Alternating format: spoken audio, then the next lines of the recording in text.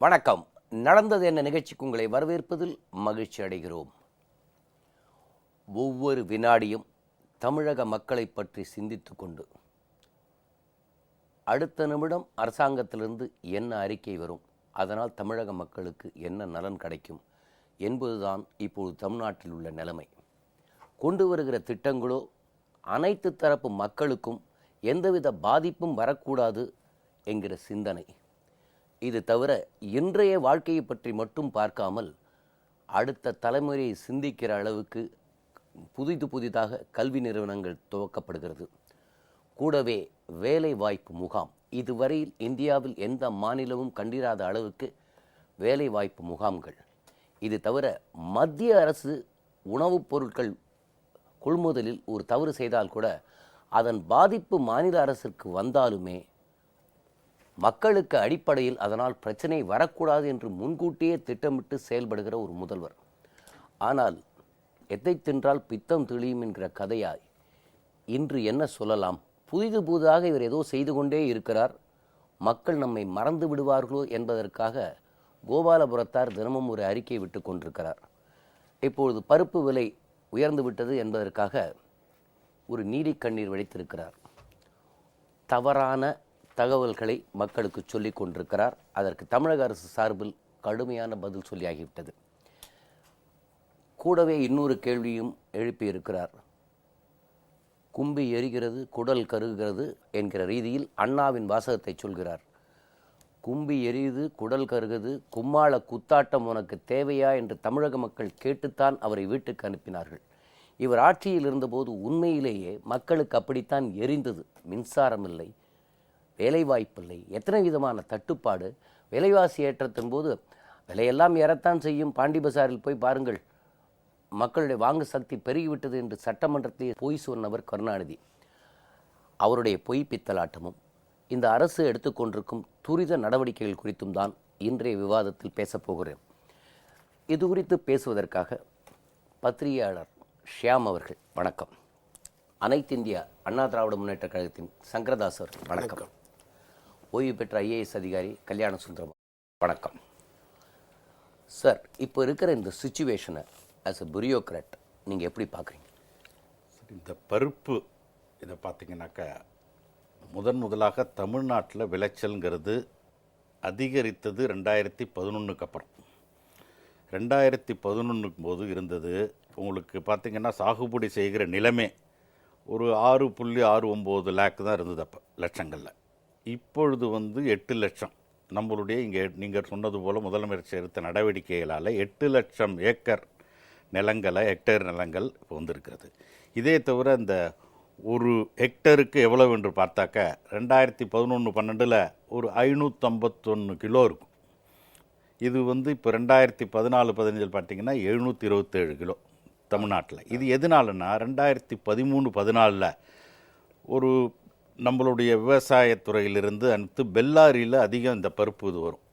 அதுக்கு என்னங்கிறத கண்டு ஆராய்ந்து ஒரு 5 கோடி ரூபாய் ஒதுக்கி சிஸ்டம் ஆஃப் பல்சஸ் இன்டென்சிஃபிகேஷன் வச்சு அதன் மூலியமாக ஒரு 49,000 ஹெக்டரை நம்ம கொண்டு வந்தோம். இதனால தான் மத்திய அரசு நமக்கு என்ன பண்ணுதுன்னா கிருஷி கர்மான் அவார்டுன்னு ஒரு அவார்டை கொடுத்து 2 கோடி ரூபாயும் கொடுத்து நம்மளுடைய மத்திய அரசு விவசாயத்துறை அமைச்சர் கொடுத்தார். இது நடந்தது போன 2014 அதிக உற்பத்தி பருப்பு இங்கே ஆனதுனால. இது மொத்தமாக ஆல் இண்டியா லெவலில் நீங்கள் பார்த்தீங்கன்னா என்ன ஆயிடுச்சுன்னா இந்த வருடம் பர்டிகுலராக இது ஏன் இந்த அளவுக்கு விலைவாசி ஏறி இருக்குன்னு பார்த்தீங்கன்னாக்க சென்ற ஆண்டை விட கிட்டத்தட்ட ஒரு 1.95 மில்லியன் டன் குறைஞ்சி போயிடுச்சு. பருவமழை இல்லாதனால மகாராஷ்டிரா, மத்திய பிரதேஷ்னா நம்பர் 1 முதல் மாநிலம். மத்திய பிரதேஷ், மகாராஷ்டிரா, ராஜஸ்தான், யூபி இங்கிருந்து குறைந்ததுனால முதல்ல இருந்து ஒரு 19.25 மில்லியன் டன் உற்பத்தியானது சென்ற ஆண்டு. இந்த ஆண்டு என்னாச்சு, அது 17.38 ஆயிடுச்சு. இது முதல்லையே இருந்தபோது இவங்க இறக்குமதியே பண்ணியிருக்கலாம். அந்த இறக்குமதி இதில் அவங்களே மத்திய அரசாங்கமே ஒத்துக்கொள்ளக்கூடியது என்னன்னாக்க இந்த நேஃபட், எம்எம்டிசி, பிஇசி இவங்கள்ட்ட கொடுத்ததில் காலதாமதமானது.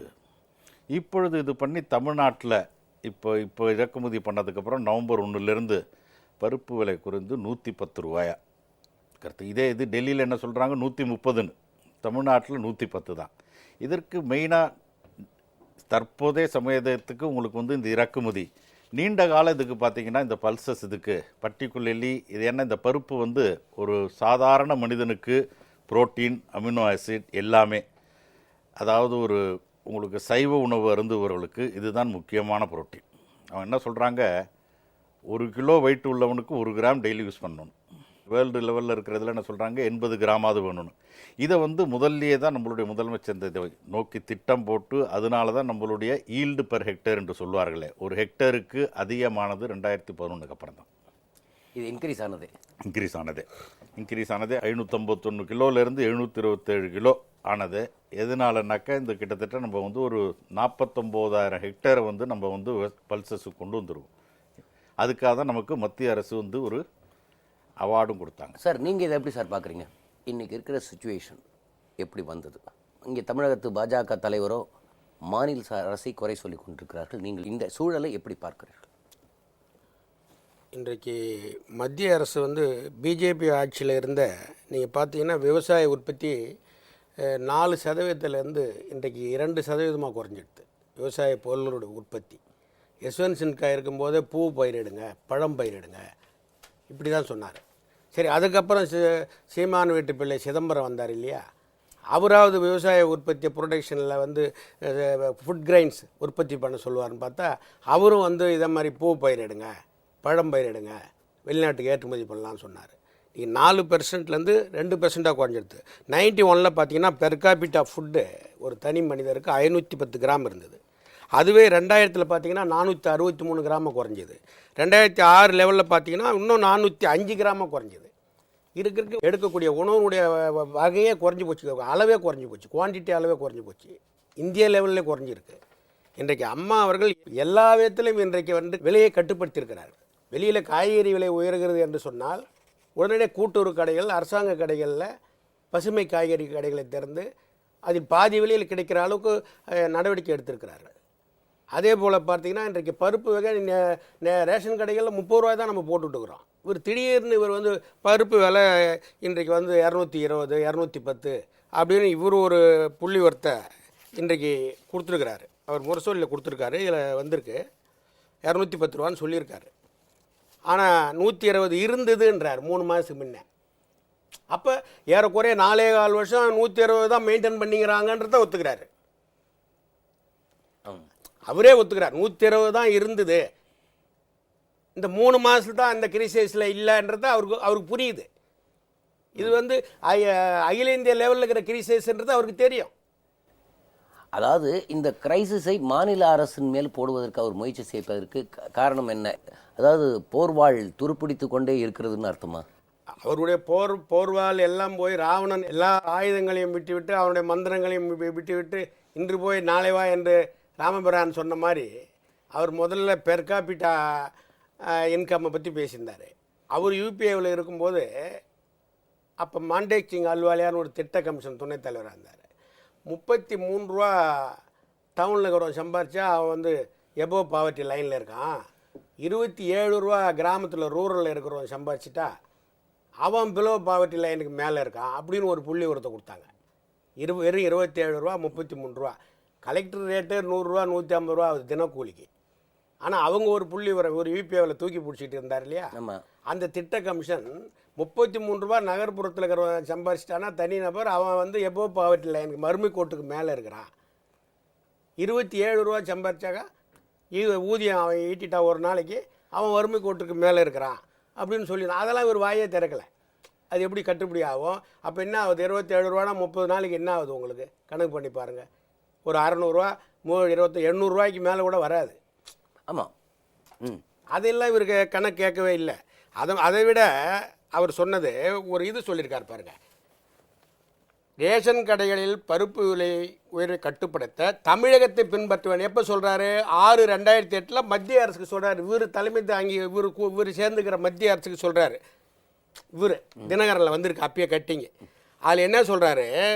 பருப்பு விலை பாருங்கள் 15.64 2001, அப்புறம் வந்து 18.64. இது ஃபுல்லாக அம்மா இருந்த ஆட்சி.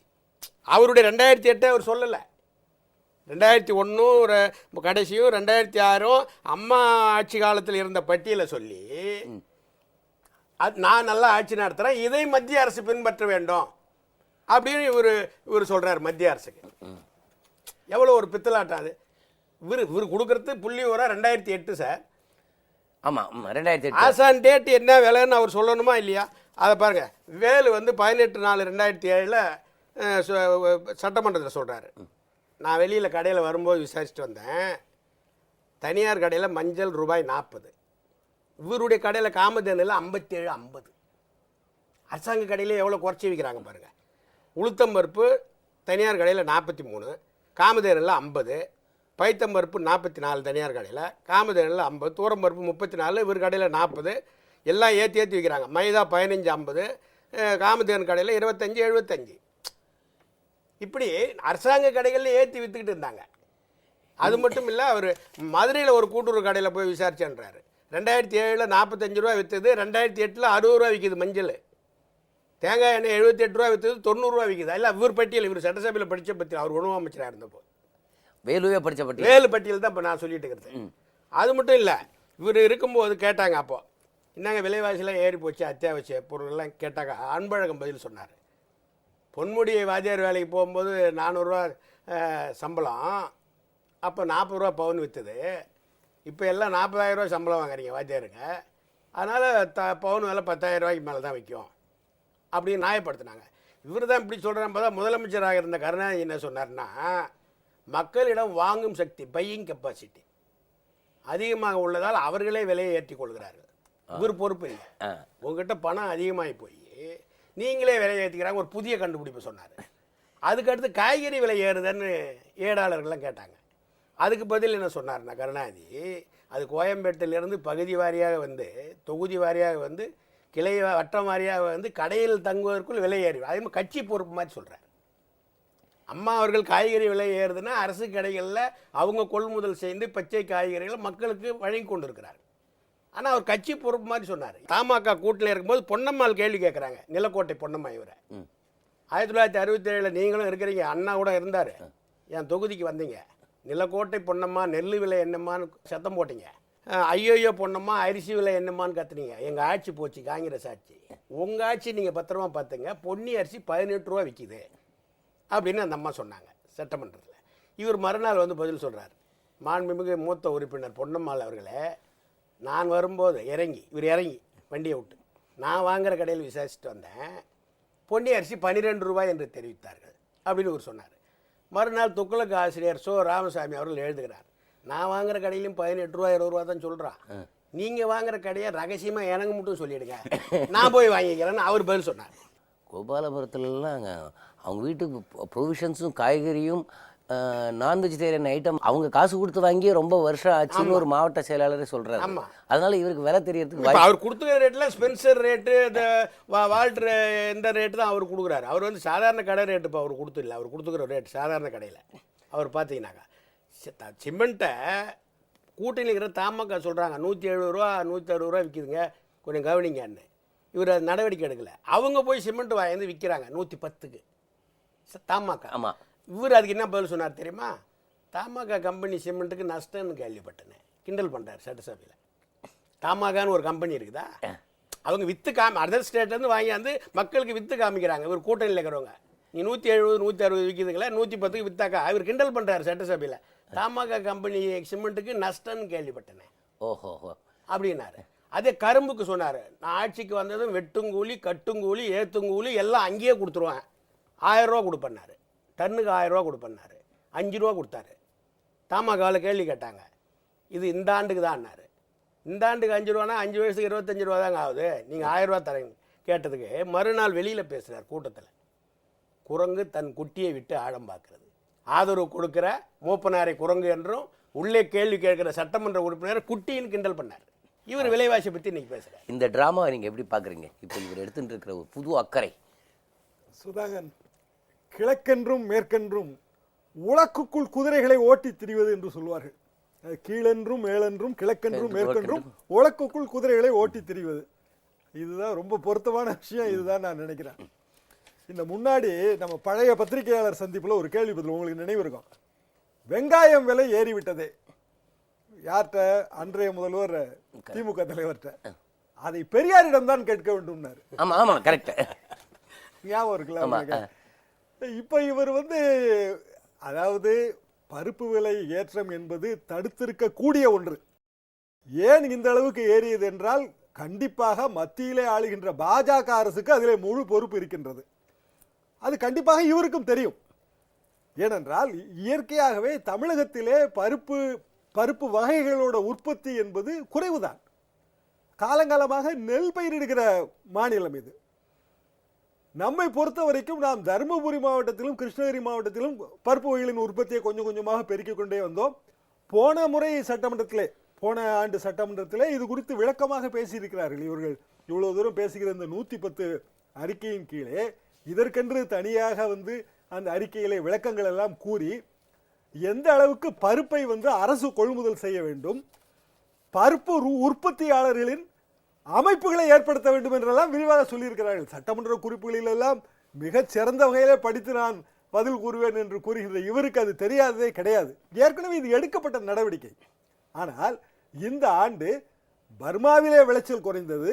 மத்திய அரசு உரிய காலத்திலே நடவடிக்கை எடுக்க தவறி இறக்குமதியை நாம் முற்றிலுமாக கோட்டை விட்டு விட்டோம்.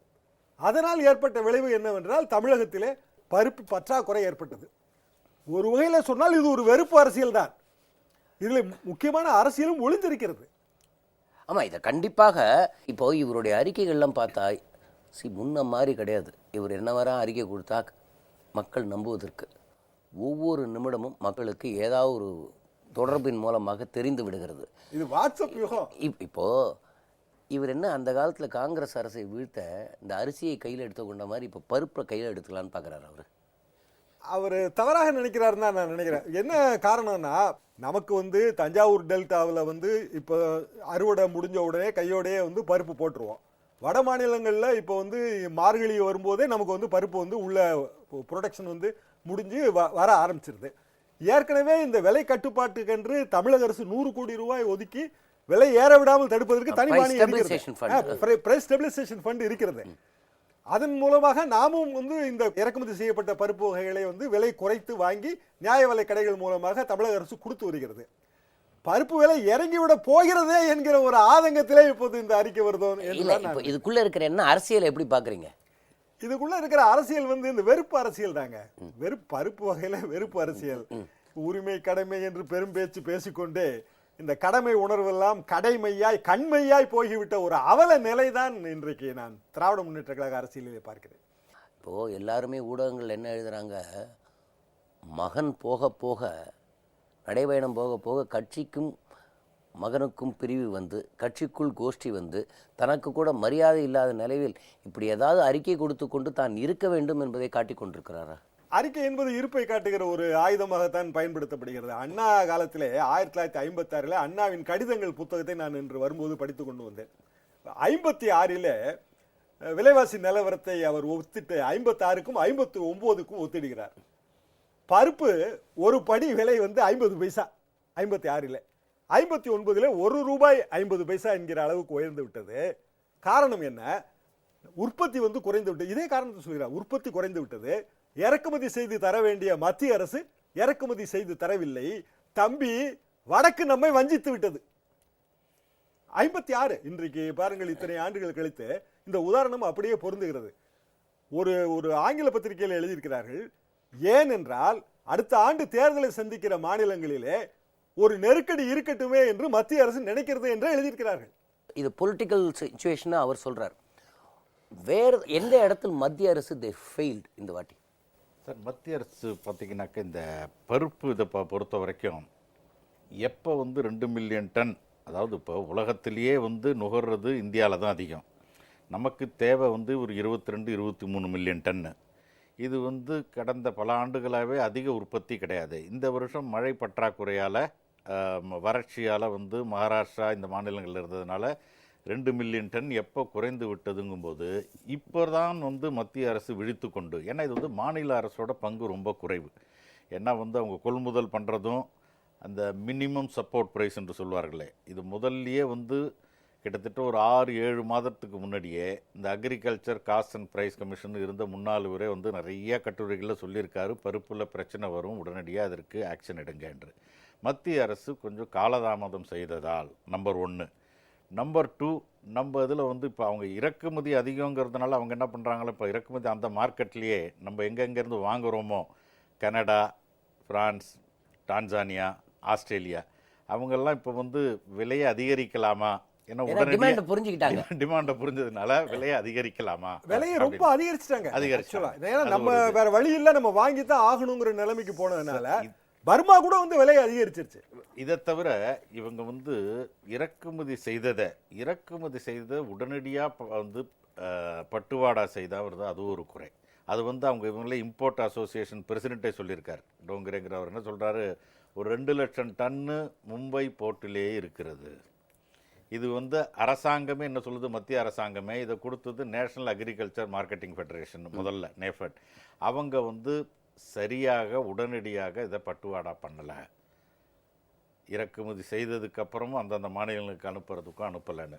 ஸோ இதில் தவறு வந்து முக்கியமாக மத்திய அரசோடது தான். அதனால தான் இப்போ விழித்து கொண்டு உடனடியாக நான் வந்து அவங்க என்ன சொல்கிறாங்க, இந்த பஃபர் ஸ்டாக்னு சொல்கிறாங்க, நமக்கு வேணும்னு 40,000 டன் வைக்கிறேன்னு. இது வந்து முதல்லையே அவங்க பண்ணியிருக்கணும். எப்போ இந்த அளவுக்கு பற்றாக்குறை, எப்போ இந்த அளவுக்கு நம்மளுடைய சராசரி மனிதனுக்கு தேவை என்று இருக்கும் பொழுது அவங்க முதலடியை, அண்ட் பர்டிகுலர்லி பண்டிகைகள் வரக்கூடிய, விழாக்கள் வரக்கூடிய ஃபெஸ்டிவல் சீசனில் வரும்போது அவங்க முன்னாடியே இது ஜூலை ஆகஸ்ட்லேயே விழித்திருக்கணும். இது மத்திய இப்போ 2 திங்ஸ் பார்க்கணும். இப்போ இந்த 2011 ஏடிஎம்கே ஆட்சி வந்த உடனே அப்போது மத்தியில் யூபிஏ கவர்மெண்ட் தான் இருந்தது டில் 2014. பர்பஸாகவே நமக்கு கொடுக்குற கருணாநிதி இருக்கும்போது கிடைச்ச மானியங்கள் எதுவும் நமக்கு கிடைக்கல. கேரோசின்லேருந்து எல்லாம் குறைச்சாங்க, எல்லாத்தையும் மானியத்தையும் குறைச்சி இப்போ இன்னொரு அங்கே மத்தியில் ஆட்சி மாற்றம் வந்த உடனே இப்படி ஒரு டிமாண்டும் வரும்போது இந்த ப்ரெஷர் தமிழ்நாடு கவர்மெண்ட் எப்படி டேக்கிள் பண்ணுதுன்னு நினைக்கிறீங்க? சார், தமிழ்நாடு கவர்மெண்ட் இது வந்து முதல்லையே நம்மளுடைய முதலமைச்சர் இதனால தான் 2013-14 திட்டங்களை போட்டு அதிக நிலங்களை இதில் கொண்டு வரணும், பல்சஸ் கீழே அதாவது கொண்டு வந்தது. இதுக்காக பல கோடியை ஒதுக்கி ஒரு சீட்ஸ் விதைகளுக்காக ஒரு 4.5 கோடி ஒதுக்கியிருக்காங்க தனியாக. இது வந்து விவசாயத்துறையிலிருந்து இது பண்ணி, அதனால தான் நான் சொன்னது போல் பெல்லாரிக்கு அனுப்பிச்சு நம்மளுடைய அதிகாரிகளை அங்கே வந்து விளைச்சல் அதிகங்கிறனால ஆந்திராவில் அது என்ன மெத்தடில் பண்ணாங்கன்னு அந்த மெத்தடை இங்கே கடைப்பிடித்ததுனால தான் இங்கே வந்து உற்பத்தி அதிகமானது, ஈல்டு பெர் ஹெக்டர் அதிகமானது. இதை முதல்லையே வந்து நேரடியாக கொள்முதல் பண்ணி மக்களுக்கு விநியோகிக்கணும்னு தான் நம்மளுடைய முதலமைச்சரும் முடிவு பண்ணது அந்த டைம். ஏன்னா இது வருங்கிறத அவங்க முதல்லையே எதிர்பார்த்தது மக்கள் அவதிப்படக்கூடாது, இதனால் சாதாரண மக்களுக்கு பிரச்சனைகள் வருங்கிறதுனால. இது முழுக்க பங்கு வந்து மத்திய அரசில் இருக்குது. ஏன்னாக்கா நம்ம தமிழ்நாட்டில் உற்பத்தியாகிறது ஷாம் அவர்கள் கூறின போத இதில் ரொம்ப குறைவு. மத்திய பிரதேசில் தான் கிட்டத்தட்ட ஒரு 23%, அடுத்தது யூபி 18%, அதுக்கப்புறம் மகாராஷ்டிரா 14%, ராஜஸ்தான் 11%. ஸோ தமிழ்நாடோட இது வந்து குறைவு. இதில் இன்னொரு முக்கியமான என்னதுன்னு பார்த்தீங்கன்னாக்கா, நம்ம மானியங்கள் மத்திய அரசு கொடுக்கறது கோதுமைக்கு, அரிசிக்கு, சுகர் கேனுக்கு, இது கரும்புக்கு கொடுக்கறது பார்த்தீங்கன்னா அதில் ஒன்றுமே கிடையாது. பல்சஸ்க்கு 10,000 ரூபாய் ஒரு ஹெக்டருக்கு கொடுக்குறாங்க மானியம், மொத்தத்தில் பார்த்தா எல்லாதும். இதை வந்து கொடுக்க சொல்லி இந்த பருப்புக்கு ரொம்ப நாளாகவே அவங்க இது பண்ணியிருக்காங்க, அக்ரிகல்ச்சர் சயின்டிஸ்ட் சொல்லியிருக்காங்க. இதை வந்து மத்திய அரசு தவறினது தான் இதுக்கு முக்கிய காரணம். இப்போ ஏதோ தமிழ்நாடே பற்றி எறிவதை போல கும்பி எரியுது குடல் கருகுதுன்னு அண்ணாவுடைய வாக்கியத்தை எடுத்து சொல்லியிருக்காரு. இதை நீங்கள் எப்படி பார்க்குறீங்க? நீங்கள் இதில் பார்த்தீங்கன்னா மாண்புமிகு அம்மா அவர்களுடைய ஆட்சியினுடைய திறமையும் மக்களுக்கு செய்கிற மனிதநேய திட்டங்களையும் பார்த்து அவருக்கு கும்பி எரியுது, குடல் கருகுத ஒழிய தனிப்பட்ட மக்களுக்கு யாருக்கும் குடல். தமிழ்நாட்டில் வந்து எங்கேயாவது பட்டினி சாவு உண்டா? சொல்லுங்கள் பார்ப்போம். எங்கேயாவது மாண்புமிகு அம்மா ஆட்சியில் பட்டினி சாவு உண்டா? 7,000 கோடிக்கு மேலே இன்றைக்கி விலையில் அரிசி கொடுத்துட்டு இருக்கிறோம். மழை பெய்யுதோ பெய்யலையா, வருண பகவான் கருணை காட்டுறாரோ காட்டலையா, மாண்புமிகு அம்மா அவர்கள் வாழும் வள்ளலராக மக்களுக்கு மனிதநேய திட்டங்களை கொடுத்து கொண்டிருக்கிறார். இல்லை ஒரு தகவலை உங்களுக்கு சொல்கிறேன். ஓங்கூர்னு ஒரு ஊருக்கு திண்டிவனத்து பக்கத்தில் சமயக்குறவர்கள் 4 பேர் அந்த காலத்தில் வந்தாங்களாம். அவங்க படி தாண்டி போய் யார் வீட்லேயும் உணவு கேட்க மாட்டாங்க, சாப்பாடு கேட்க மாட்டாங்க. அப்படி வந்த ஒருத்தங்க கூட தர்ம சிந்தனை உள்ளவன் எவனுமே கூட்டு சாப்பாடு போடலையாம். கோவம் வந்துட்டு பதிகம் பாட ஆரம்பித்தாங்களாம். தெங்கு புகழ் ஓங்கூர் சிவனே வையாளியப்பா நாங்கள் பசித்திருக்க நியாயமாக சொல்லுன்னு பாடினாங்க. உடனே உள்ளே இருந்து என்ன பதிகம் பாடி ஊரே எரிச்சிருவாங்க பொழுது அறம்பாடின்னு சொல்லி உள்ளே இருந்து சாமி பாடுறாராம். கொட்டுவதும் முழவு ஓசை, ஊதுவதும் வெண்சங்கு, சோர்கண்ட மூலியார் சொல்லுச்சான் சாமி. மோளம் அடிக்கிறான், தாளம் அடிக்கிறான், சங்குலாம் ஊதுறான். எனக்கே ஒன்றும் காமிக்கிறது கிடையாது, என்கிட்ட வந்து சாப்பாடு கேட்குறீங்களே அப்படின்னாராம். இதை போய் அந்த ஊர் அரசங்கிட்ட சொல்லி பரிசோதனை பண்ண அப்புறம் காலையில் பார்த்தா சுட்ட செங்கல்ல ஈர துணியில் கொண்டு போய் போட்டு காட்டுறானா. உள்ள ஒன்றும் தள்ளி சக்கரை தள்ளி வெண்பொங்கல் எதுவுமே இல்லை, அது வந்து ஆவி வந்து தான். அதுபோல் அவனை வந்து அன்றைக்கி தண்டனை கொடுத்ததா ஐதீகம் சொல்லுது. அதுபோல் கருணாநிதி ஆட்சியில் எதுவுமே இல்லை. அதனால் அவர் கும்பி எரியுது, குடல் கருகுது, அதை அவர் இப்போது சொல்லி கொண்டு இருக்கிறார். இவருடைய ஆட்சியில் தான் 15 மணி நேரம் கரண்ட் இல்லை, கும்பி எரியுது, குடல் கருகுது, உடம்பே எரிஞ்சிக்கிட்டு இருந்தது. இவர் போய் குத்தாட்டம் பார்த்துட்டு உட்காந்துட்டு இருந்தார், போய் யூனிவர்சிட்டியில் பார்த்துட்டு உட்காந்துருந்தார், கரண்ட்டே இல்லை. அப்புறம் இதில் செம்மொழி மாகாநாட்டில் எல்லா மின்சாரத்தையும் அங்கே பயன்படுத்தி அங்கே போய் குடும்பத்தோடு உட்காந்து பார்த்தாரு. பொண்ணு வீட்டுக்கு போயிட்டு சொரா புட்டு சாப்பிட்டா நல்லா இருந்தனார், கதை எழுத போவார். செல்வி வீட்டுக்கு பெங்களூர் போவார், மகாபலிபுரத்தில் போய் கதை எழுத போவார். இதுக்கெல்லாம் சட்டம் இடம் கொடுக்குதா? குற்றவாளியாக இருக்கிற மார்ட்டின் கூட படம் எடுக்க சட்டத்தில் அரசியல் சாசனம் இடம் கொடுக்குதா? இவர் அரசியல் சாசனத்தை பற்றிலாம் எழுதுறாரு. அது இவராக எழுதுகிற மாதிரி எழுத மாட்டார். திருமாவேளவன் எழுதுனா இவரை எழுத சொல்லிட்டு ஆனந்த விகடையில் வந்திருக்கிறது. இப்போ அப்படி அவருக்கு வந்து இன்னா நாற்பது பத்திரிகைக்காரர்கள் நேரடியாக கேள்வி கேட்டால் இன்னா நாற்பது அவருக்கு உடனே கோபம் வந்துடும். நானா கொளுத்தணும் போய் கேள்வி அப்படின்வார். அவருக்கு இனியவை 40 அவரே கேள்வி எழுதுவார், அவருக்கு பிடித்த கேள்வி மகிழ்ச்சியாக அவரே உங்களுக்கு அனுப்பி வைப்பார் பத்திரிக்கை. இதுதான் இப்போ ஒரு புது டாக்டிக்ஸ் பண்ணுறாரு. அந்த பத்திரிகையில் வந்துக்குது, இந்த இவர் எழுதுறது கிடையாது, சுய புத்தமாக எதையுமே ஆய்வு பண்ணி பண்ணுறதில்ல. அதில் வந்துக்குது, இதில் வந்து நான் எல்லாரும் படிக்கிறான், அதையே தொகுத்து நீ முரசொலியில் போட்டு உட்காந்துக்கிறேன். அதாவது மக்கள் படிப்பாங்களா படிக்க மாட்டாங்களா? புது டாக்டிக்ஸ் பண்ணிட்டு இருக்கிறாரு.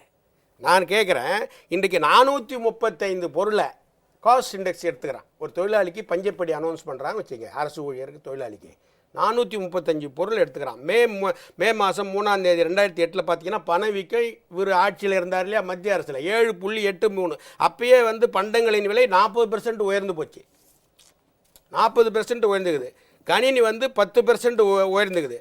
அப்போ என்ன சொல்லிட்டான், பணவீக்கான உணவுப் பொருள் 17.87% போக, அரிசி விலை 10%, கோதுமை 14%, பருப்பு வகை அப்பயே வந்து 14%. இது 5/3/2010 தினமலர்லேயே வந்திருக்கு.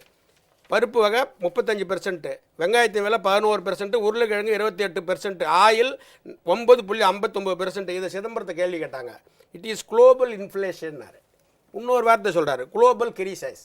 இதில் 2 தான் அது ஆகுது அப்படின்னு ஷார்ட்டாக முடிச்சிட்டாரு. இவ்வளோ தூரம் அவங்க இருந்த ஆட்சியிலே இருந்திருக்கு. அதுக்கு அடுத்து பார்த்தீங்கன்னா பால் விலையை ஏற்றுறாருங்க. நம்ம வந்து 14 ரூபாய்க்கு இருந்த பாலை 18 ஆக்குறாரு, நிலைப்படுத்தப்பட்ட பாலை 16லேருந்து 22 ஆக்குறாரு, முழு கொதிப்பு உள்ள பாலை 18ல் 24 ஆக்குறாரு. அவங்க தம்பி டிஆரே கேள்வி கேட்குறாரு, இவரை பால் விலையை ஏற்றிட்டீங்களான்னு. அதுக்கு இவர் என்ன பதில் சொன்னார் தெரியுமா? முதலமைச்சர் இருந்துக்கிட்டு, தம்பி டிஆர் வந்து அவரே படம் எடுப்பார், இயக்குவார், நடிப்பார், இசையமைப்பார். அப்படி எடுக்கிற படத்தை கட்டுப்படியான விலைக்கு விற்பாரா, விநியோகஸ்தர்கிட்ட நஷ்டத்துக்கு விற்பாரா? அதுபோல் மாடு வச்சுக்கிறவன் தோரம்பட்டு வாங்கி போடுறான், புல் வாங்கி போடுறான், எல்லாம் அவன் அன்னாடம் போய் மேய்க்கிறான், இதெல்லாம் அடக்க விலை பார்த்து தான் விற்பான், நஷ்டத்துக்கு விற்க மாட்டான். இவர் விளக்கம் முதலமைச்சர் தம்பி டிஸ்ட்ரிபியூஷனையும் எசென்ஷியல் கமாடிட்டிஸையும் ஒன்றா. ஆமாம், அவருக்கு விளக்கம் கொடுக்குறாரு. நான் I will try to make the level base, அதை கட்டையில் பண்ணி குறைக்கிறேன்னு சொல்ல மாட்டாரு, வக்காலத்து வாங்குறாரு. அவன் கட்டுப்படியான விலைக்கு தான் விற்பான்றாரு. ஆனால் அவருக்கு எதிர்கட்சியில் உட்காந்தா ஒன்று பேசுவார். ஆனால் இப்பொழுது பார்த்தீங்கன்னா ஒரு 2-3 மாதத்துக்கு முன்னால் பார்த்துருப்பீங்கள், பால் விலை குறைந்ததாக எந்த அரசு ஆட்சியிலும் இருந்ததில்லை, இங்கே தான் நடந்தது. ஆமாம், அன்னைக்கு வந்து கறவை மாடுகள் கொடுக்க முயற்சி செய்கிறோம், கறவை மாடுகள் கொடுத்தால் இந்த விலை குறையும்னு டிஆருக்கு பதில் சொல்லியிருக்கலாம். ஆமாம், அந்த சிந்தனை வரவில்லை. இப்பொழுது இங்கே கறவை மாடுகள் கொடுத்தவுடன் பால் உற்பத்தி அதிகமாகி பாலினுடைய இப்போ நம்ம ஆவினுக்கு இன்னொரு ஃபேக்ட்ரியை நம்ம போட போகிறோம், ஸ்டோரேஜ் கொள்முதல் பண்ணுறதுக்கு புதுசாகவே பண்ணுறோம். இது எங்கேயாவது நடந்திருக்கா? பல வகை நடவடிக்கையால், அம்மாவுடைய நடவடிக்கையால், மல்டி ஆக்ஷனால் 1 லட்சத்தி இன்றைக்கு 28,330 ரூபா பர் கேபிட்டா இன்கம். இன்றைக்கு மத்திய புள்ளி வர்மம் தமிழ்நாடு தான் பர் கேபிட்டா இன்கமில் முன்னிலையில் இருக்குது, அம்மா எடுத்த நடவடிக்கையால். இதெல்லாம் எல்லாம் அவருன்னா அசோசியம் சொல்லிட்டான், இது சொல்லிட்டான்னு கையில் தூக்கி ஆடுவார். இப்போ இதெல்லாம் மறைப்பார் தன்னுடைய வசதிக்கு. அம்மா எடுத்த நடவடிக்கை தான் பர் கேபிட்டா இன்கம் உயர்ந்துக்குது. இப்போ பாருங்கள், இந்த சோதனை பண்ணுறான் இல்லைங்களா, ரெய்டு கடைகளில் பதுக்கி வச்சுக்கிறது, 66,000 ரெய்டு பண்ணிக்கிறான் இந்தியா ஃபுல்லாக. அதில் வந்து கைது 9,500 பேர், தண்டனை வாங்கியது 76 பேர். அதில் தமிழ்நாட்டில் தான் 72 பேர் தண்டனை கொடுத்துறான். இந்தியாவில் 28 மாநிலம், 7 யூனியன் பிரதேசத்தில் எங்கேயும் கிடையாது. இன்றைய தினமலர் அப்ரிஷியேட்டே பண்ணிருக்காங்க. எசென்ஷியல் கமாடிட்டி ஆக்ட், அத்தியாவசிய எந்த பொருட்கள் அளவுக்கு தடை சட்டத்தை நம்ம வந்து அம்மா பண்றாங்க பாருங்க. 76 பேர்ல 72 பேர் கைது பண்ணிக்கிறாங்க. இந்தியாவுல ஒருத்தனை கைது பண்ணல எவனும். எசென்ஷியல் கமாடிட்டி ஆக்ட் வந்து என்ன சொல்லுதுன்னா, நம்ம வந்து ஒரு குறிப்பிட்ட அளவு தான் வந்து ஸ்டாக் வைக்கணும் எந்த ஒரு பொருளாக இருந்தாலும். காரணம் என்னன்னா, இல்லைன்னா பொருள் இல்லைன்னா பேனிக் பையிங் வந்துடும். பொதுமக்கள் வந்து இப்போ வீட்டுக்கு நமக்கு 1 கிலோ வந்து நமக்கு பருப்பு தேவை மாதம்னா கிடைக்காது போல இருக்குன்னு நம்ம 3 கிலோ வாங்கிட்டோம்னா 3 மடங்கு பருப்பு தேவை செயற்கையா வந்து உற்பத்தி ஆயிரும். இதை தடுக்கிறதுக்காக எப்பவுமே வந்து இப்போ பருப்புக்கு வந்து 300லேருந்து 350 டன் தான் வந்து இருப்பு வைக்கணும் அப்படின்னு எசென்ஷியல் கமாடிட்டி ஆக்ட் சொல்லுது. இந்த ஆக்டே வந்து மிக சிறப்பாக நடைபெறுகிற மாநிலம் வந்து தமிழ்நாடு தான். அது வந்து மத்திய அரசாங்கம் கொடுத்திருக்கிற சர்டிபிகேட். மத்திய 66,000 கேஸ்னா 3500 பேர் அரெஸ்ட் பண்றான், 76 பேர் தண்டனை கொடுத்துக்கிறான். அதுல 72 பேர் தமிழ்நாட்டுக்கு வந்து தண்டனை பெற்றுக்கிறான். வேற எந்த ஸ்டேட்ல இல்ல, நடவடிக்கை எடுக்கல, சும்மா ரிஜிஸ்டர் பண்ணாங்க கேஸ. அலுஃபா இருக்கு. அதாவது விலையை ஆன்டிசிபேட் பண்ணி கொள்முதல் பண்ணி நியாய விலை கடைகளையும் அமுதம் மூலமாகவும் விற்பது மட்டுமில்லாமல் பதுக்கி வைப்பவன் யாராக இருந்தாலும் தண்டனை. இப்ப அங்க என்ன ஆகும்னா, பதுக்கி வைக்கிறவன் கட்சிக்காரனா இருந்தாக்கா அதை கண்டுக்காதன்னு விட்டுட்டு போற போக்கு தான் இருந்து. இவர் சொன்ன மாதிரி மகாபலிபுரம் போய் எழுதுவாரு, ஊர் ஊரா போவார். ஒரு முதலமைச்சர் என்ன கேட்டா, இப்போ அந்த கொடநாடுக்கு போனது அப்புறம் பார்த்தீங்கன்னா அவங்களுடைய ஆக்டிவிட்டிஸ் மல்டிஃபோல்ட் ஆயிடுச்சு. நிமிஷத்துக்கு நிமிஷம் ஒரு அறிவிப்புகள். இன்னைக்கு கூட ஆர்கே நகருக்கு ஐடிஐ வழங்கியிருக்கிறார்கள். இந்த ஒரு முதலமைச்சர் வந்து தமிழ்நாட்டுக்குள்ள தானே இருக்கு கொடநாடு. நீங்கள் அவர் அங்க போன பிறகு சிஎம் உடைய ஆக்டிவிட்டிஸை பார்த்தா அவர் ஓய்வெடுக்க போற மாதிரி அவர் வந்து இங்கேருந்து அனௌன்ஸ் பண்ணிட்டு தான் போறாங்க. அரசு அலுவல்களை கொடநாட்டிலிருந்து கவனிப்பாருன்னா நீங்கள் இதை எப்படி பாக்குறீங்க? கொடநாடு என்பது ஒரு முதலமைச்சரோட கேம்ப் ஆஃபீஸ். ஒரு கலெக்டருக்கு கேம்ப் ஆஃபீஸ் இருக்கிற மாதிரி கேம்ப் ஆஃபீஸ். ஜம்மு காஷ்மீர் மாநிலத்தில் வந்து 6 மாசத்துக்கு ஒரு தடவை வந்து மாநிலத்தோட தலைமையே வந்து மாறிட்டு இருக்கோம். உங்களுக்கே அது தெரியும். பாட்டாளி மக்கள் கட்சி நிறுவனர் டாக்டர் ராம்தாஸ் என்ன சொல்றாருன்னா, இப்போ நீங்க கொடநாட்டில் வந்து மின்சார இலாக்காவோட பிரைசிங் பத்தி அதிகாரிகளை கூப்பிட்டு நீங்க கூட்டம் நடத்திருக்கீங்க. அவரே ஒத்துக்கிறாரு, நீங்க கூட்டம் நடத்திருக்கீங்க, அதுல எடுக்கப்பட்ட முடிவுகளை நீங்க சொல்லணும், இலவச மின்சாரத்தை நீங்க கட் பண்ணிடக்கூடாது அப்படின்னு அவர் சொல்றாரு. யாரும் சொல்லல, அவரா வந்து சொல்லும் போது தன்னை அறியாமலே அவர் ஒத்துக்கிறாரு. என்ன ஒத்துக்கிறாருன்னா, கொடநாட்டில் வந்து இந்த ஆட்சி செயல்படுதுங்கிறத அவர் ஒத்துக்கிறாரு. இவங்க வந்து எந்த இடத்துல தவறு பண்றாங்க அப்படின்னா, ஒரு நிழல் யுத்தம் பண்றாங்க. நிழலை இவங்களையே வந்து யோசிச்சுக்கிட்டு நிழல் யுத்தம் பண்றாங்க. அரசு மேல ஆக்கப்பூர்வமான விமர்சனங்களை வைப்பதற்கு எதிர்கட்சிகளுக்கு உரிமை இருக்கிறது, பத்திரிகைகளுக்கு உரிமை இருக்கிறது, ஊடகங்களுக்கு உரிமை இருக்கிறது. ஆனால் நிழல் யுத்தம் பண்ணுவதற்கு உரிமையே கிடையாது. அந்த நிழல் யுத்தம் பண்றதுல திமுக வந்து ஒரு விரக்தியின் விளிம்புக்கே போய் அந்த நிழல் யுத்தத்தை தொடர்ந்து நடத்துறாங்க. இந்த பருப்பு விலை போன இதுல வந்து 1 டன்ல நம்ம என்ன சொல்லியிருக்கோம்னா, அம்மா பண்ணை மகளிர் திறன் மேம்பாட்டு திட்டம், தமிழ்நாடு மாநில விதை மேம்பாட்டு முகமை மூலம் தாராளமான அம்மா சீட்ஸ் ஸ்பெஷல் பேக் போட்டு 3 புதிய வேளாண்மை கல்லூரிகள். எங்களை மாதிரி ஆட்களுக்கு அது ரொம்ப சந்தோஷமா இருந்துச்சு. துவரை பயிர் சாகுபடி அதிகரிப்பு, இது வந்து நம்ம ஸ்கீம்ல கொண்டு வந்திருக்கிறோம் போன வருஷம். அதுக்கு துவரை பயிரிடும் விவசாயிகள் குழு அமைத்து அரசு வந்து கொள்முதல் செய்யும். ஒரு காலத்துல கர்நாடகம் மகாராஷ்டிரா மாநிலங்கள்ல இருந்து இறக்குமதி செஞ்சோம். இப்போ தருமபுரி கிருஷ்ணகிரி உள்ளிட்ட 10 மாவட்டங்கள்ல 52,000 ஹெக்டேர், சார் அதான் சொல்றாரு, 52,000 ஹெக்டேரை நம்ம இன்க்ரீஸ் பண்றோம். இது வந்து லாஸ்ட் இயரே இந்த ப்ராப்ளம்லாம் இருக்குங்கிறத யூகிச்சு சொன்னதுதான். இவங்க என்ன பண்றாங்கன்னா, வசதிக்காக இதெல்லாம் மறைச்சிட்டு சில புள்ளி விவரங்களை போலியாக அள்ளி தெளிப்பதன் மூலமாக மக்கள் மனதை மாற்றலாம்னு நினைக்கிறாங்க. மக்கள் மனசு மாறும்னா நீங்க நினைக்கிறீங்க? சரி, இப்போ இன்னொன்று இவர் அடுத்தது சொல்றார், தேர்தலை மனசுல வச்சுதான் இப்போ நவம்பர் 1 விலையை குறைக்கிறாங்க ரேஷன் கடைகள் அப்படின்னு. இது சரியான பார்வை தானே? இல்லை சார், இப்போ நீங்கள் பார்த்தீங்கன்னாக்க ஷியாம் அவர்கள் சொன்னது போல் அரசாங்க ஜிஓவே இருக்குது. இது வந்து 129 20 ஜூன் 2013 போட்டது.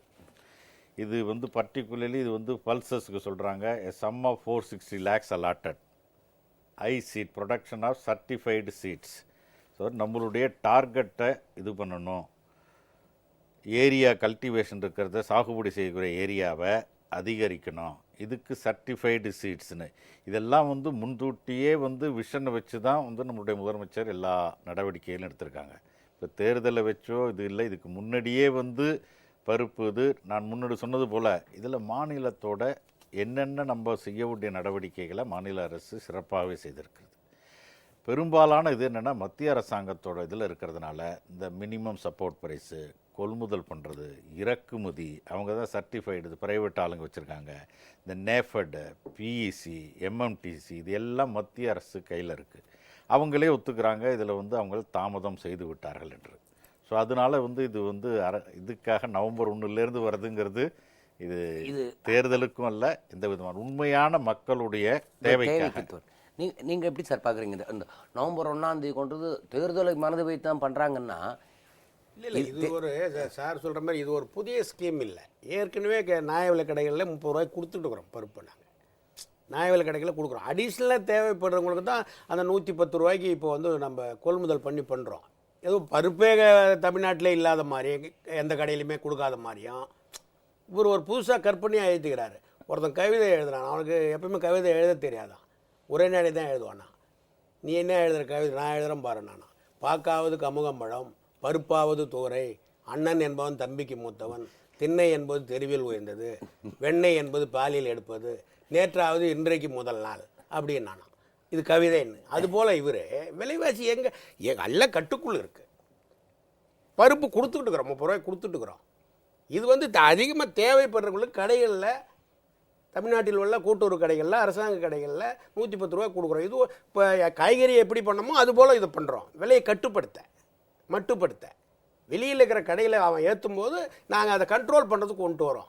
இது வந்து ஏமாற்றத்துக்கு எலெக்ஷனுக்காக அங்கே செயல்பட்டு உட்காந்து இருக்கிறோம். மாண்புமிகு அம்மா அவர்கள் அப்படி எலெக்ஷனை பற்றியே சிந்திக்கிற தலைவி அல்ல.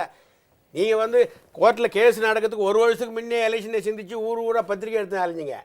தமிழ்நாட்டில் பதிவு பண்ண கட்சிகள் ஃபுல்லாக கூட்டு பார்த்தீங்க. சீச்சி அந்த பழம் புளிக்குன்னு யாரும் இல்லை. அதுக்கப்புறம் நாங்களாக உங்களை வெத்தலைப்பாக்கு வச்சு கூப்பிடல, இவங்களா ஊடாக போய் கூட்டு பார்த்துட்டு யாரும் இல்லை. ஒரு ஸ்டெப்பு முடிஞ்சது. அந்த வழக்கை வச்சுட்டு பார்த்தாங்க, அதில் ஒரு வேலையும் ஆகலை, அதுவும் தீர்ந்து போச்சு. அப்புறம் ப்ரொபோஷனல் ரெப்ரசன்டேஷன் அப்படின்னாரு. தோற்றுருவாராம். இருந்தாலும் சதவீத அடிப்படையில் அவர் உள்ள எம்பி அது புரட்சி தலைவர் இந்த காலத்திலேயே சொல்லி கொண்டு வந்து ப்ரொபோஷனல் ரெப்ரசன்டேஷன் வந்து அவருடைய பழைய கதை. அது ஆமாம், அதை சொல்லி பார்த்தாரு. எதுவுமே வேலைக்கு ஆகலை.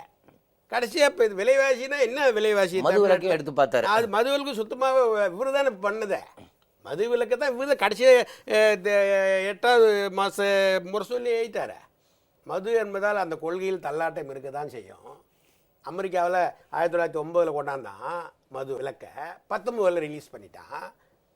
ஜப்பானில் 1935 கொண்டாந்தான், 45 ரிலீஸ் பண்ணிட்டான். அதனால் மதுன்றதால அந்த கொள்கையில் தள்ளாட்டம் இருக்க தான் செய்யும்னு சொல்கிறாருன்னா அப்போ சத்தியமாக நான் வந்தாக்கா அது செய்ய மாட்டேன்னு தானே அர்த்தம். ஆனால் புள்ள மட்டும் போய் ஊராக போய் நாங்கள் வந்த உடனே மது விலக்கு கொண்டு வந்துடுவோம். அவர் நரம்பியல் நிபுணர் நரேந்திரன் மாதிரி மூளைக்கட்டி ஆப்ரேஷன் கூட வந்தால் பண்ணுவோன்னு தான் சொல்லிக்கிறாரு. ஸ்டாலின் வந்து ஊராக போயிட்டு அவர் ஆனால் ஒரு நாளைக்கு டிராக்டர் ஓட்டுறாரு. ஏற்கனவே வைகோ ஓட்டியிருந்தார், டிராக்டரில் ஏறி தலைப்பை கட்டிக்கிட்டு. இப்போ இவரு ஓட்டிகிட்டு இருக்கிறாரு.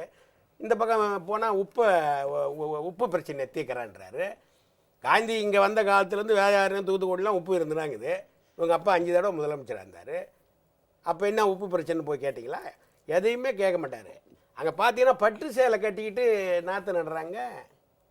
எங்கன்னா விவசாய இத்தனை நாள் இல்லாமல் ஊராக போய் எந்தெந்த ஊரில் என்ன தொழில்னு பார்த்து திடீர்னு ஈரோடு பக்கம் போகிறாரு. நாட்டு சர்க்கரை மீது இவருக்கு புது அக்கறை. அதிமுக ஆட்சி வந்தவொடனே தான் நாட்டு சர்க்கரை கவனிப்பதில்லைன்னு சொல்லி அதுக்கு நம்ம ஆட்கள் போய் அந்த ஸ்பாட்டில் என்ன இருக்கோ போகும்போதே கேட்டுக்க வேண்டியது எங்கள் என்ன தொழில்னு. சார் நாட்டு சர்க்கரை உடனே நாட்டு சர்க்கரை வந்து அதிமுக அரசில் கவனிக்கப்படவில்லைன்னு அந்த இடத்துல போய் சொல்லிட்டு வர்றாரு. போன உடனே அந்த ஊர்க்காரன் ஃபுல்லாக திட்டக்கூடிய நிலைமை தான் இருக்குது. ஒரு ஸ்டேட்ஸ்மேனாக இருக்கக்கூடிய ஒரு லீடரால் தான் ஃபியூச்சரிஸ்டிக்காக திங்க் பண்ண முடியும். ஃபஸ்ட்டு விஷன் 2023ன்னு ஒன்று கொண்டு வந்தாங்க. அது ஒரு மேக்ரோ லெவல், லுக்கிங் அஹெட். அதற்கு பிறகு மைக்ரோ லெவலில் பார்த்தீங்கன்னா இவர்கள் வந்த உடனே இலவச அரிசி கொடுப்பதிலிருந்து காய்கறின்னு ஒன்று பண்ணை காய்கறி, சரி அதுக்கும் மீறி ஹோட்டலில் போய் நீ சாப்பிட்டன்னா உனக்கு பில் ஆகுதுன்னு சொல்லிட்டு அம்மா உணவகம், அம்மா மருந்தகம். ஒருத்தர் வந்து சொன்னார் அம்மா ஹஸ் பிகம் எ பிராண்ட் நேம்னார் எங்கள் குளோபல் இன்வெஸ்டர்ஸ்.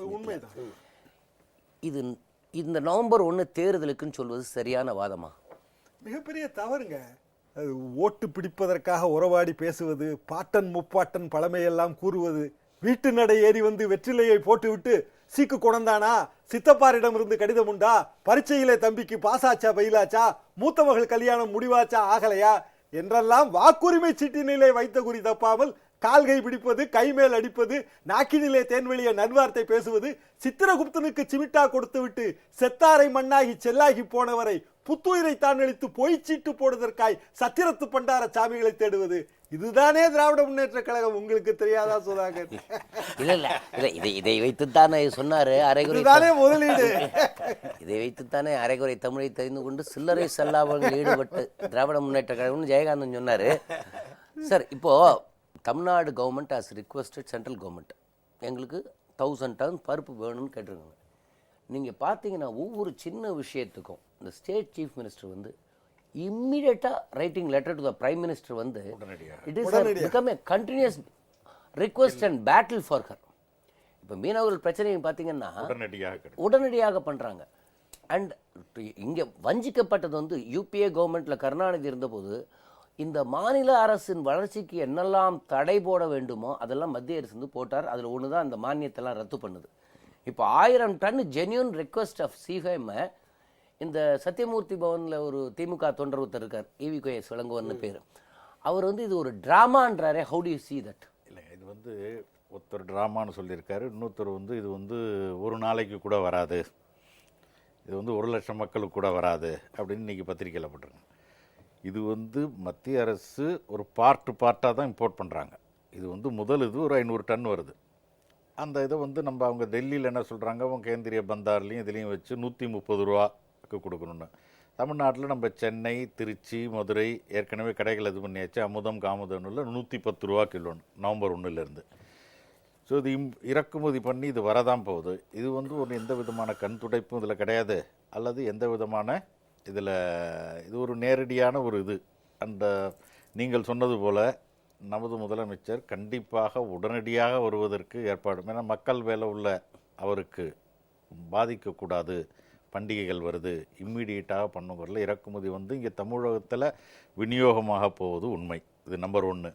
நம்பர் 2, சார் சொன்னது போல் இங்கே வந்து பார்த்தீங்கன்னாக்கா உங்களுக்கு வந்து எசென்ஷியல் கமாடிட்டி ஆக்ட் சொன்னார். தமிழ்நாட்டில் நம்மளுடைய ஆக்ஷன் எடுக்கிறாங்கன்னா அவங்க ஓடுவோம். இது வந்து இந்தியா ஃபுல்லாக பேசக்கூடிய ஒன்று. கிரைமாக இருக்கட்டும், இந்த மாதிரி பதுக்கி வைப்பவர்களாக இருக்கட்டும், எதுவாக இருந்தாலும் உடனடியாக இங்கே ஆக்ஷன் எடுக்கிறாங்கன்னா அத்தனை பேரும். அதனால் இங்கே வந்து உடனடியாக அந்த மாதிரியான பதுக்கல் எதுவும் நடக்க வாய்ப்பு கிடையாது. ஸோ இது தமிழகத்தில் 110 ரூபாய்க்கு எல்லாருக்கும் கிடைக்கக்கூடிய ஒன்று தான். இதே போல் இவர் சொன்னது இன்னொரு போல் இப்போ அண்டை மாநிலம் கர்நாடகாலே பார்த்தீங்கன்னாக்கா எவ்வளோ விவசாயிகள் சாவு, தினந்தோறும் விவசாயிகள் சாவு. தமிழ்நாட்டில் ஒரு இது சொல்லுங்கள், அவர் சொன்னது போல் ஒருவன் வந்து வயிற்று பசிக்காக இறந்தான் என்று. அந்த மாதிரி வந்து ஒரு லீடர் வித் விஷன். இல்லைன்னா கூட ஆலயங்கள் இருக்கிற இடத்தில் யார் இருந்தாலும் 3 வேளை கல்யாண சாப்பாடு. ஸ்ரீரங்கத்தில் இருக்கிற ஒருத்தர் சொன்னார், எனக்கு வந்து மாதம் 100 ரூபா இருந்தால் நான் ஸ்ரீரங்கத்தை இருந்துடுவேன். அந்த 100 ரூபா கூட எப்படின்னு நான் குளிக்கிறதுக்கு, சோப்பு வாங்குறதுக்கு, இந்த துணி துவைக்கிறதுக்கு, இந்த மாதிரி விஷயங்களுக்கு தானே தவிர ஆலயங்கள் இருக்கிறெல்லாம் 3 வேளையும் அங்கே சாப்பிடுவர்கள் என்ன சொல்கிறாங்க, ஏதோ கடமைக்கு போடுவதில்லை, கல்யாண சாப்பாடு மாதிரி.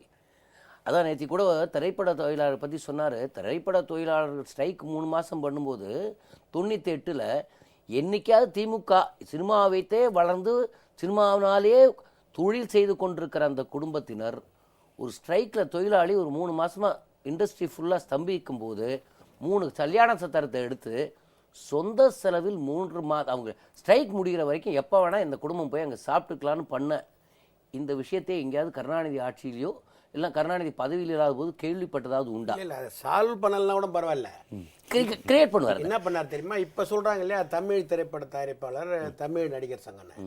இது இவர் தான் ஆரம்பித்து விட்டது. அப்பயே அந்த பெப்சி வந்தது, film employees of South India. ஆமாம், அப்போ பிரச்சனை வரும்போது இவர் தான் இதை ஆரம்பித்து விட்டது.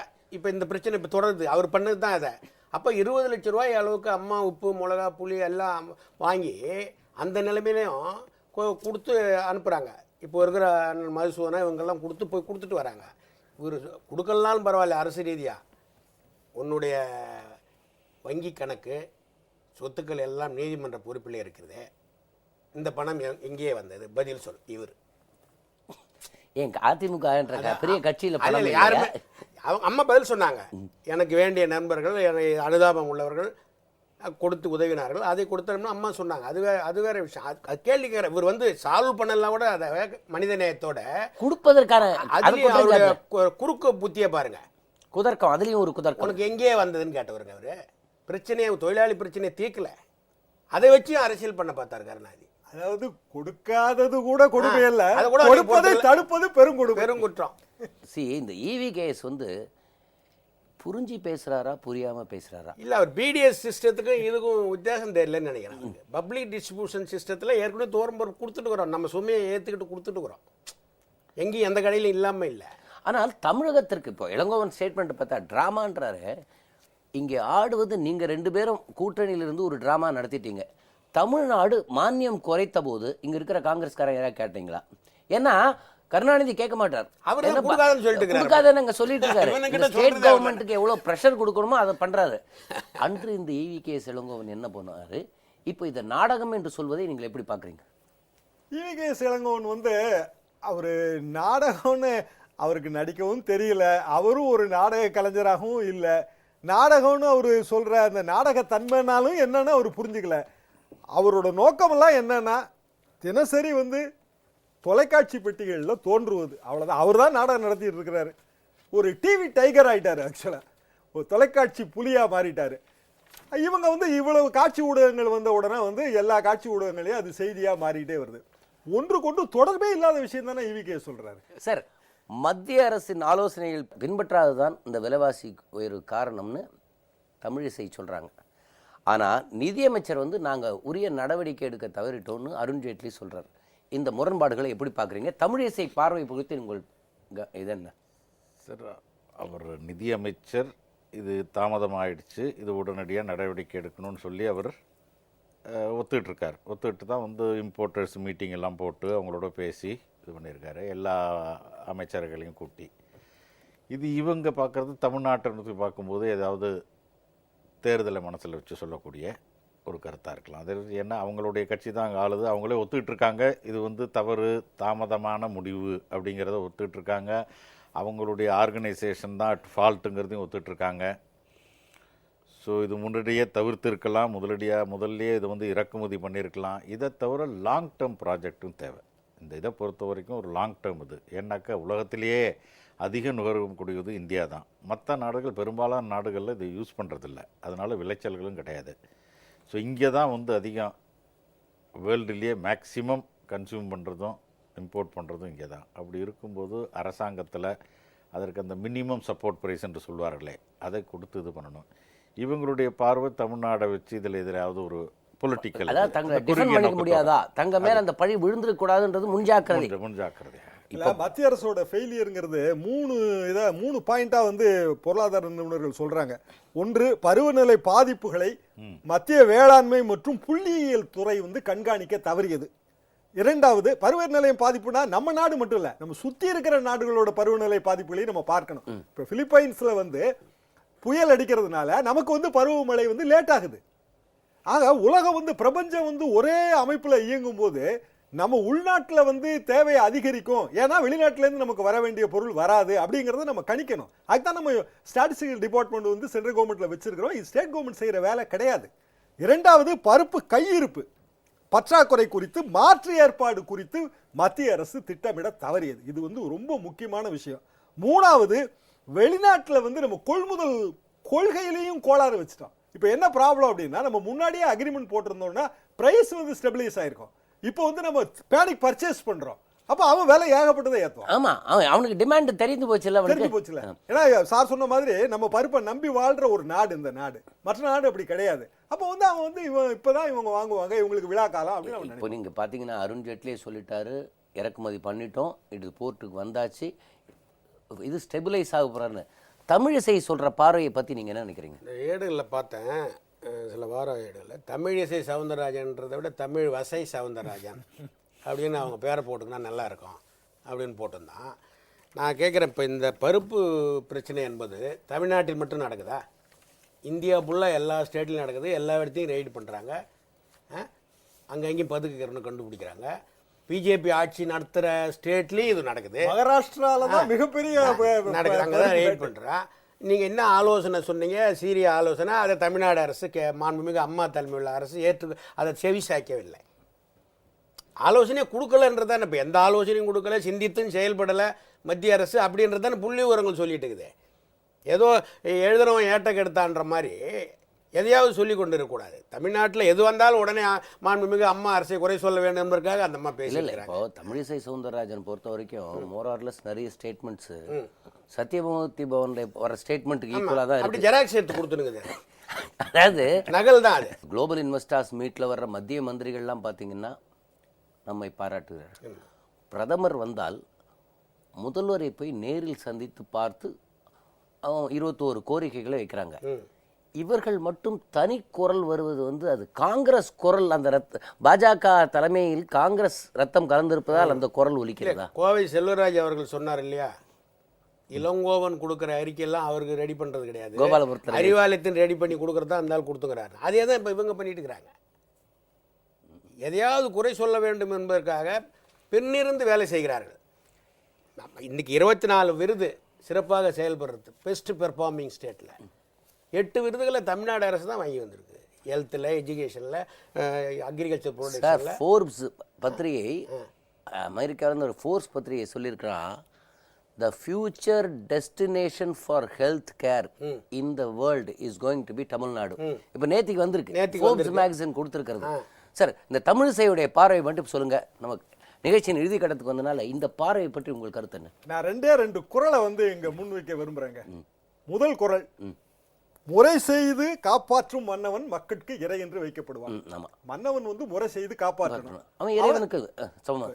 ராமகாதையில குன்றி தூவலும் ஒரு கொடி நிமிர செய்ய வந்த தென்றலை போல்னு ராமாயணத்துல வருது.